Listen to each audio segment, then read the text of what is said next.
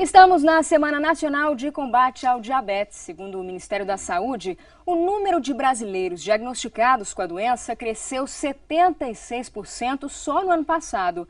Aqui no estúdio, eu converso com o clínico geral Geraldo Bruno Neto e você pode fazer pergunta pelo telefone ou pela internet, clicando no link RJ Entrevista. Boa tarde, doutor. Boa tarde. Obrigada por aceitar nosso convite. Eu que agradeço o convite. Primeiramente, explica pra gente o que é o diabetes. Bem, o diabetes é uma doença metabólica onde não há a quebra da glicose. Ou seja, o nosso organismo ele depende da glicose para a sobrevivência. E a falta de uma enzima que chama insulina, um hormônio que chama insulina, ela não deixa com que essa glicose seja quebrada e que possa passar da corrente sanguínea para as células do corpo.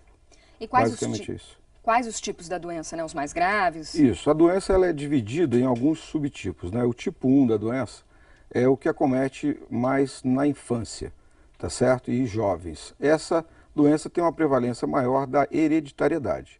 O tipo 2 já é o diabetes adquirido já mais tarde, em torno de 40 anos, também por falência do pâncreas. Existe também o diabetes gestacional, onde a gestante, que pode ser uma paciente normal, ela adquire esse diabetes durante a gravidez devido ao aumento de peso, ao ganho ponderal. E também existe o diabetes adquirido pelos maus hábitos, que é o alcoolismo, tá certo? No principal desses maus hábitos. Então pode causar uma pancreatite, e essa pancreatite ela vai levar à perda das células do pâncreas que produzem a insulina. Então basicamente são esses 4 tipos de diabetes. E quem tem diabetes pode desenvolver outros tipos de doença por conta do que ela provoca no organismo? Sim, o diabetes a gente chama de doença silenciosa porque ela não dá uma manifestação ou sintomas logo que a pessoa adquire o diabetes. Ela vai dar essa manifestação mais tarde. Então, as repercussões sistêmicas do diabetes podem ir desde uma cegueira, tá certo? Até uma insuficiência renal e falência múltipla dos órgãos.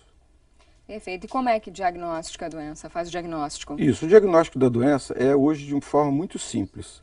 É feito através de um exame de sangue, onde se dosa a glicemia, que a gente chama de glicemia. Essa glicemia, estando em níveis acima de 110 mg por decilitro, a gente solicita que o paciente faça um outro exame, que é o exame mais apurado dessa glicemia, tá certo? Que é a prova da glicose.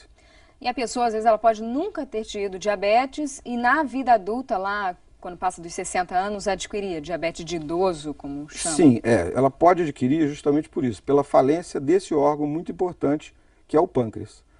Na verdade, o pâncreas ele tem algumas células que chamam-se ilhotas de Langerhans, e essas ilhotas elas entram em falência, e elas não produzem mais a insulina.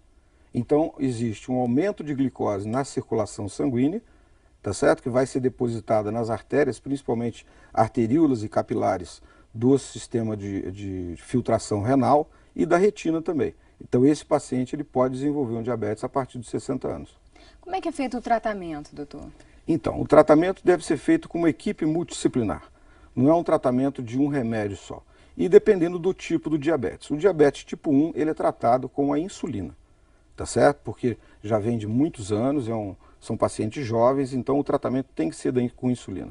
E o diabetes tipo 2, ele pode ser, dependendo do nível de glicemia, ele pode ser tratado com hipoglicemiantes orais.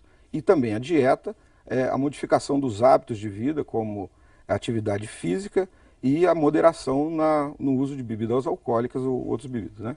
E olha só, doutor, uma dúvida que muita gente tem é sobre os produtos Light e Diet. O Diego Gavazzi está com uma nutricionista e volta a falar ao vivo com a gente. Diego, explica pra gente então qual que é a diferença.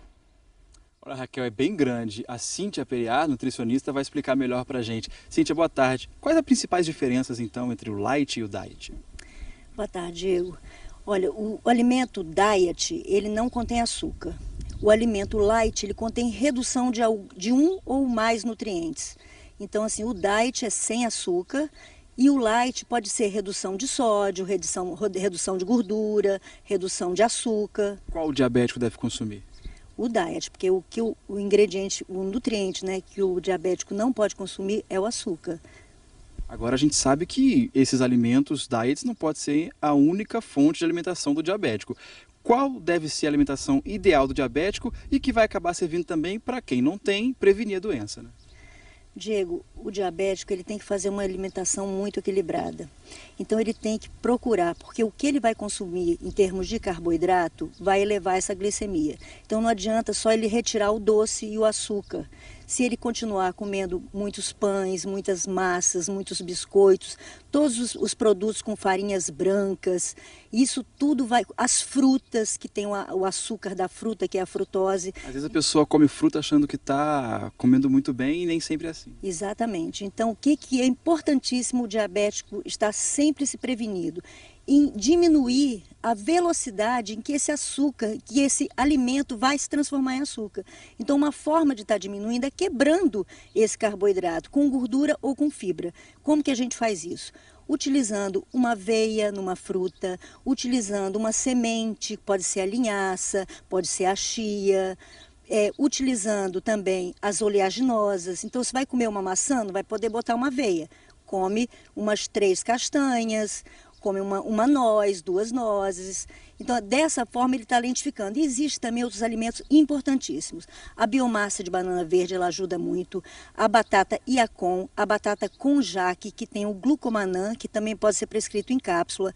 O feijão branco, a farinha de feijão branco, que é a fasiolamina, que também pode ser prescrito em cápsula. Tudo isso ajuda. A farinha de maracujá, que pode estar colocando, adicionando em sucos.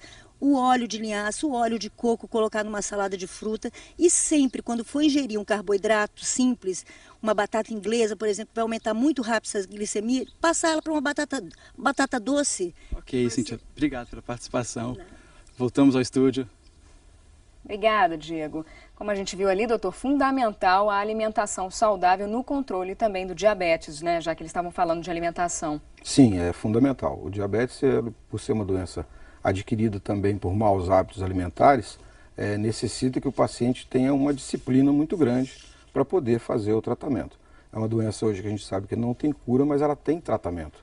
O paciente consegue viver bem se fizer as coisas da maneira adequada, né? Alimentação, atividade física e uma outra coisa, já que aproveitando que a gente está na semana de prevenção do diabetes, fazer justamente a prevenção, que as pessoas procurem os postos de saúde para fazer o exame de glicemia para saber se tem a diabetes ou não. Doutor, muito obrigada pelas informações. Eu que Boa agradeço tarde. pela atenção. Obrigado.